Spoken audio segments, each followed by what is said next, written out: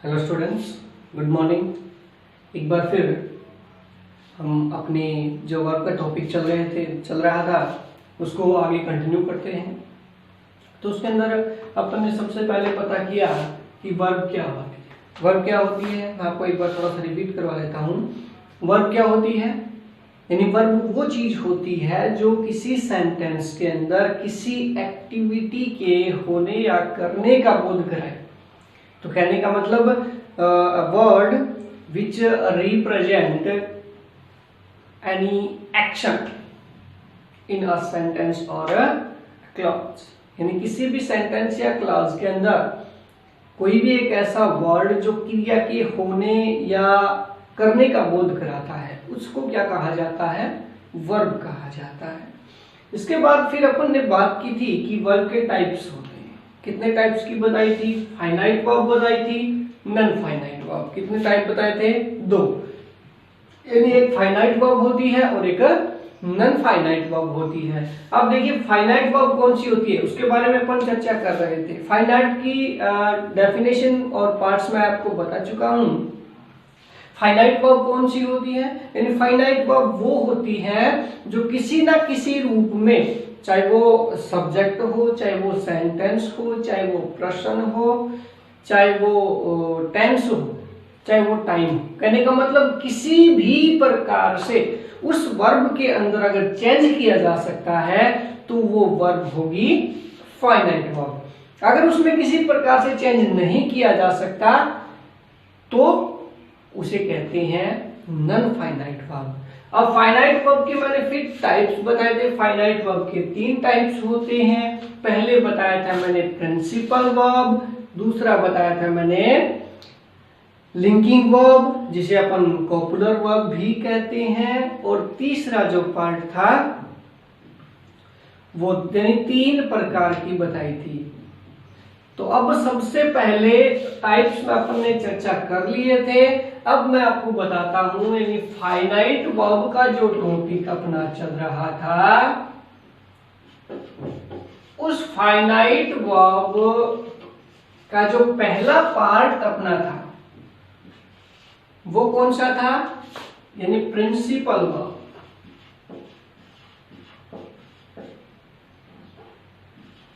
कौन सी, principal verb. इस principal verb को मैंने एक और नाम भी दिया था। क्या दिया था, मैन वर्ब। इसका एक और नाम भी होता है लेक्सिकल वर्ब। तो इसको 3 नाम से जाना जाता है।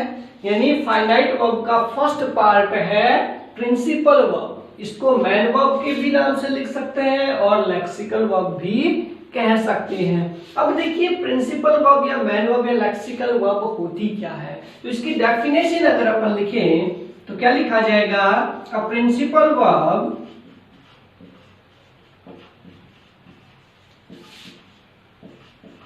A principal verb is the verb that, क्या होती है मैंने बताया, यानी प्रिंसिपल वर्ब वो वर्ब होती है जो हमें किसी कार्य के बारे में बताती है, या कह सकते हैं सब्जेक्ट के बारे में इंफॉर्मेशन हमको प्रोवाइड करती है। तो उनको क्या कहेंगे, इन दैट प्रोवाइड्स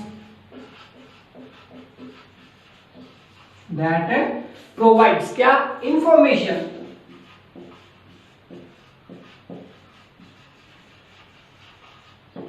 क्या प्रोवाइड करवाती है, इंफॉर्मेशन।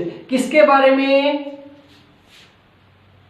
किसी सेंटेंस के बारे में, और या कह सकते हैं एंड, और एक और कंडीशन क्या लगाएंगे, यानी इट्स यूज्ड टू, प्रयोग की जाती है किस रूप में, एक्सप्रेस एक्शन, यानी उस कार्य को व्यक्त करने के लिए जिस वर्ब का हम प्रयोग करते हैं उसे क्या करते हैं, प्रिंसिपल वर्ब कहा जाता है। ये जो प्रिंसिपल वर्ब है वो किस प्रकार से उस फंक्शन सेंटेंस या फ्रेज के अंदर किस प्रकार से कार्य करती है, एक मैन वर्ब के रूप में कार्य करती है। तो इसको लिखेंगे it functions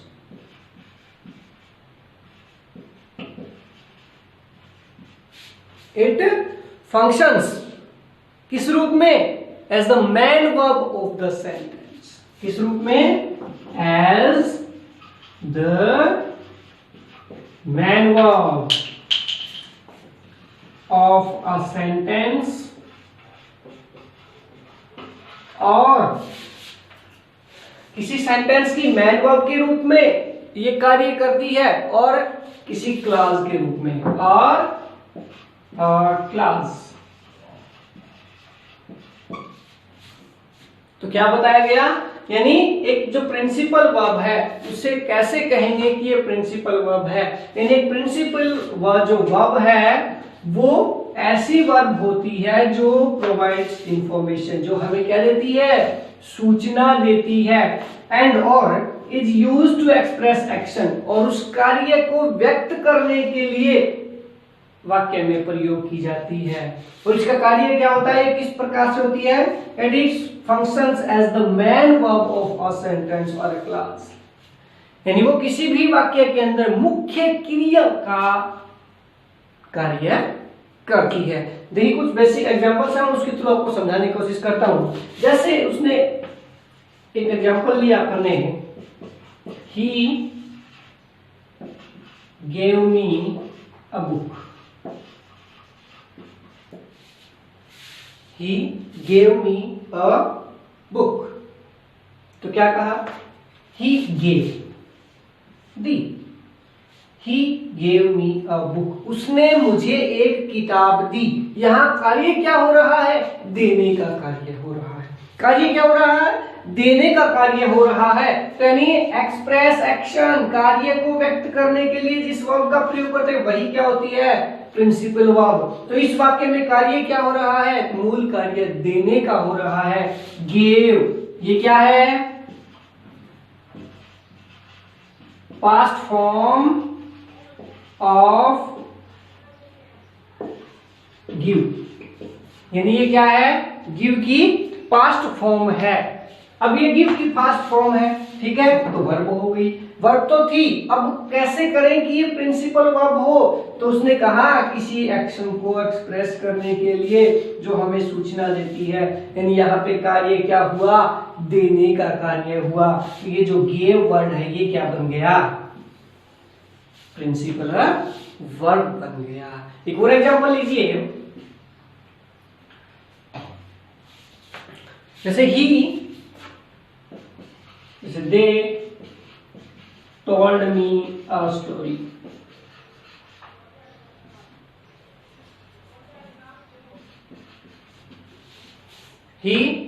they told me a story, उन्होंने मुझे क्या बताई, एक कहानी बताई।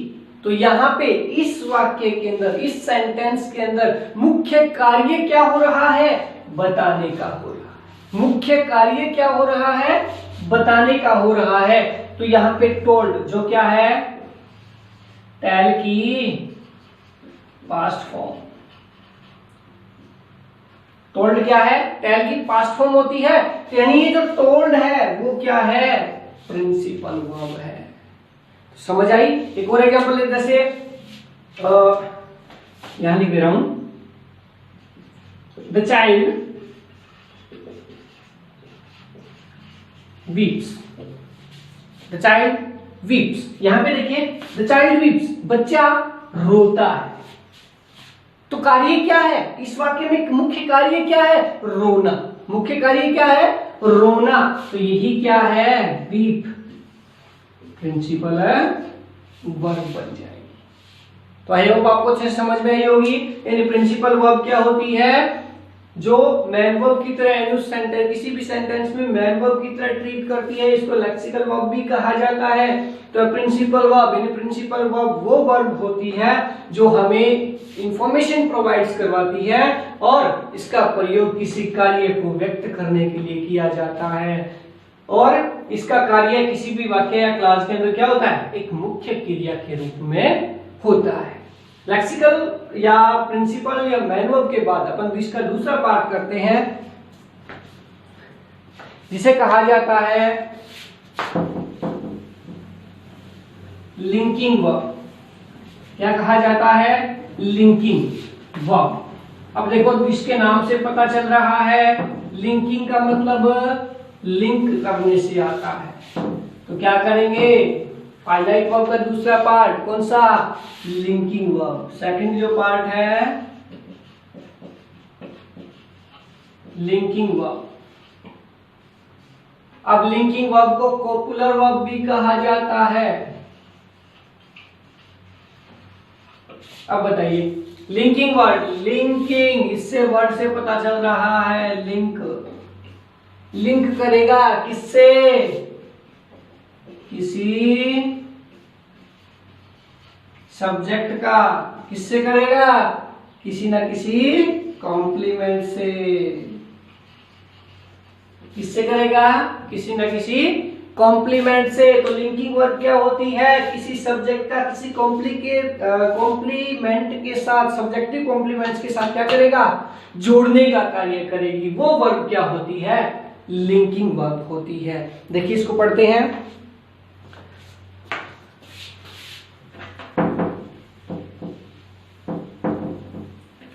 ये एल है, ठीक है, ये आई। लिंकिंग वर्ब कौन सी होती है, डेफिनेशन अगर इसकी दें तो क्या लिखा जाएगा, लिंकिंग वर्ब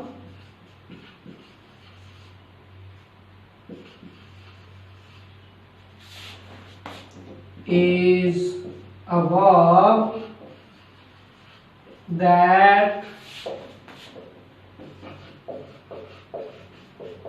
connects, जो क्या करती है, कनेक्ट्स, जोड़ने का काम करती है। किससे, एनी सब्जेक्ट।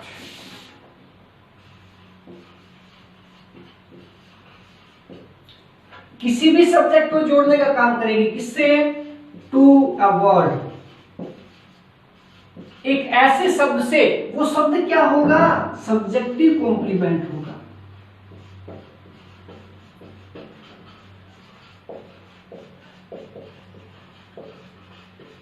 वो सब्जेक्ट क्या होगा, सब्जेक्टिव कॉम्प्लीमेंट होगा। अगर किसी वर्ड के द्वारा वो वर्ड कैसा होगा, वर्ब, यानी वो वर्ब क्या करेगी, किसी सब्जेक्ट को किसी ना किसी ऐसे शब्द से जोड़ेगी जो क्या होगा, सब्जेक्टिव कॉम्प्लीमेंट होगा। इसको कह सकते हैं सब्जेक्टिव कॉम्प्लीमेंट, और फेराज से भी जोड़ सकती है।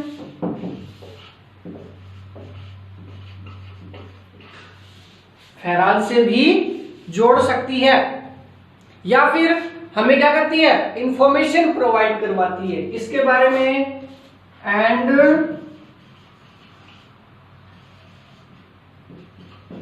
गिव्स इंफॉर्मेशन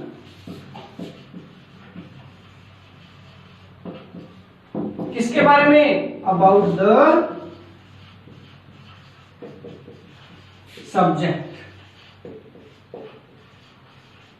किसके बारे में, सब्जेक्ट। यानी लिंकिंग वर्ब क्या होती है, लिंकिंग वर्ब एक ऐसी वर्ब होती है जो किसी ना किसी सब्जेक्ट को किसी ऐसे शब्द के साथ जो क्या होगी, सब्जेक्टिव कॉम्प्लीमेंट होगा या फेराज के साथ जुड़ेगी, तो उस वर्ब को क्या कहेंगे, लिंकिंग या पॉपुलर वर्ब कहा जाएगा। और वो हमें किसके, सब्जेक्ट यानी उस वाक्य के कर्ता के बारे में इंफॉर्मेशन प्रदान करेगी। उस वर्ब को क्या कहा जाता है, लिंकिंग वर्ब कहा जाता है। तो लिंकिंग वर्ब कौन सी होती हैं वो मैं आपको बता देता हूं। कुछ बेसिक जो लिंकिंग वर्ब्स हैं जिसका जनरली यूज किया जाता है वो क्या होंगी, सम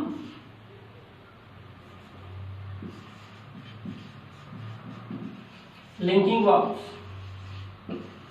कुछ लिंकिंग वर्ब्स ऐसी हैं जो सामान्यतः अपन यूज करते हैं वो कौन सी होगी? जैसे बी, बी वर्ब कौन सी होती है?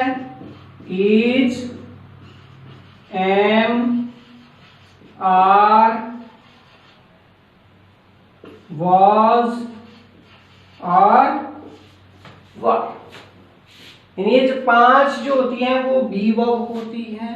बी वर्ब की पांचों वर्ब किस में आती हैं? लिंकिंग वर्ब में आती है। कब? जब वो किसी सब्जेक्ट को किसी कॉम्प्लीमेंट के साथ जोड़ रही होती हैं। तो ये इसलिए तब क्या कहेंगे कि ये कौन सी वर्ब है? लिंकिंग वर्ब है।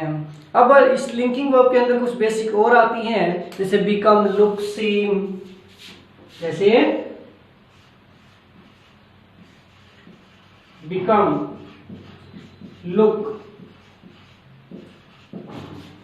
सीम, become, look, seem, grow, taste, appear, feel, get. ठीक है, जैसे grow, feel, get, appear, seem, grow, feel, get, appear, test। ठीक है, टेस्ट भी जनरली यूज करते हैं अपन, TAST, ETC। ये कुछ बेसिक क्या है? लिंकिंग वर्ब्स हैं जिनका हम जनरली उपयोग करते हैं। ठीक है, अब एग्जांपल्स के थ्रू सबसे पहले मैं आपको बता देता हूं इसका फॉर्मेट कैसा होता है। फॉर्मेट कैसा होता है, यानी सेंटेंस में किस प्रकार से यूज होती है। तो सबसे पहले तो क्या आएगा? वाक्य में सब्जेक्ट आएगा। सब्जेक्ट के बाद क्या आएगी? लिंकिंग वर्ब आएगी, और लिंकिंग वर्ब के जस्ट बाद क्या आएगा? Subjective complement.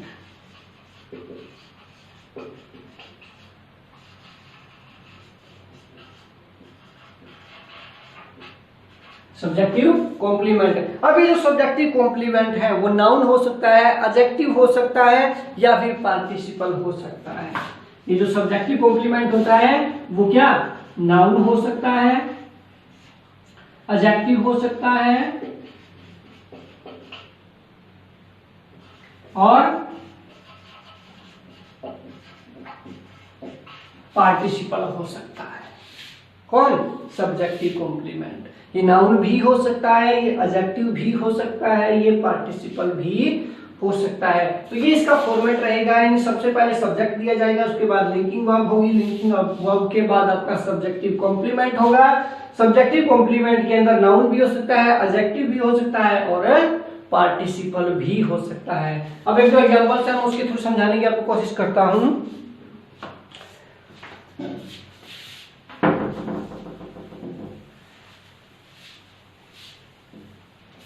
जैसे क्या लिखा गया? एग्जांपल मैं आपको दूं, जैसे दे आर स्टूडेंट्स। अब देखिए, दे, वे, ये क्या है? इसका सब्जेक्ट। ये वर्ब यूज की गई। अब कौन सी वर्ब है हमें नहीं पता, बट स्टूडेंट्स क्या? विद्यार्थी। कौन है विद्यार्थी? दे, वही तो है। यानी इस सब्जेक्ट को किसके साथ जोड़ा गया? स्टूडेंट्स के साथ जोड़ा गया। तो स्टूडेंट क्या है? एक कॉम्प्लीमेंट है। अब इस कॉम्प्लीमेंट को किसके द्वारा जोड़ा गया है? आर के द्वारा जोड़ा गया है। तो ये आर क्या होती है? लिंकिंग वर्ब होती है। आर क्या होगी? लिंकिंग वर्ब होगी। समझ आया? एक एग्जांपल और लेते हैं, जैसे दे सीम टायर्ड। दे सीम टायर्ड। अब देखिए, दे सीम टायर्ड। अब दे, फिर दे क्या है? इस सेंटेंस के अंदर सब्जेक्ट है। क्या है? सब्जेक्ट है। अब थकना कॉम्प्लीमेंट है, सीम प्रतीत होना, दिखाई देना। तो यानी थके हुए हैं। कौन थके हुए हैं? वे थके हुए हैं। कौन थके हुए हैं? वे थके हुए हैं। तो इसका सब्जेक्ट क्या है? वे, दे हैं। तो यानी कहने का मतलब इस सब्जेक्ट का कॉम्प्लीमेंट, सब्जेक्टिव कॉम्प्लीमेंट के साथ जोड़ने का कार्य किसने किया? सीम ने किया। तो यहाँ पे सीम क्या हो गई? लिंकिंग वर्ब हो गई। क्या हो गई? लिंकिंग वर्ब हो गई। एक और देखिए, एक एग्जांपल और बता देता हूं, थोड़ा और अच्छे से समझ में आ जाए आपको।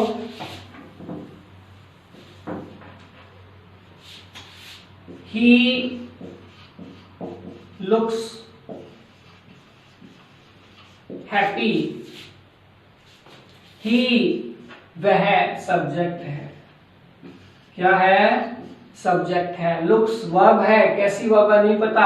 हैप्पी, खुश, क्या है? एडजेक्टिव है। तो मैंने आपको बताया था सब्जेक्टिव कॉम्प्लीमेंट में नाउन हो सकता है, एडजेक्टिव हो सकता है, या फिर पार्टिसिपल हो सकता है। हैप्पी क्या है? एडजेक्टिव है। तो मीन्स कह सकते हैं कॉम्प्लीमेंट है। अब खुश, खुश कौन है? ही, वह खुश है। तो यानी खुशी का इस हैप्पी को जोड़ा गया किससे? ही से। किसने जोड़ा? लुक्स ने। तो यहाँ पे लुक्स क्या है? फिर से लिंकिंग वर्ब है। आई होप आपको अच्छे से समझ में आई होगी। फाइनाइट वर्ब का थर्ड पार्ट बचता है, वो मैं आपको नेक्स्ट वीडियो के अंदर कराऊंगा, क्योंकि ये वीडियो फिर बहुत ज्यादा लेंथी हो जाएगी। तो आई होप आपको अच्छे से फाइनाइट वर्ब के दोनों पार्ट्स समझ में आए होंगे। अगर कुछ डाउट है तो आप बाय कमेंट हमसे पूछ सकते हैं। न्यू यूजर्स और ओल्ड यूजर्स जितने भी हैं जो रियल में पढ़ना चाहते हैं और पूरा इंग्लिश कोर्स या सिलेबस सीखना चाहते हैं, तो हमारे वीडियो से जुड़े रहें और हमारे चैनल को सब्सक्राइब कर लें, बेल आइकन को प्रेस कर दें, ताकि आने वाले जो नोटिफिकेशंस हैं वो आपको पहुंच जाए। Okay, so that's all for today. Have a good day.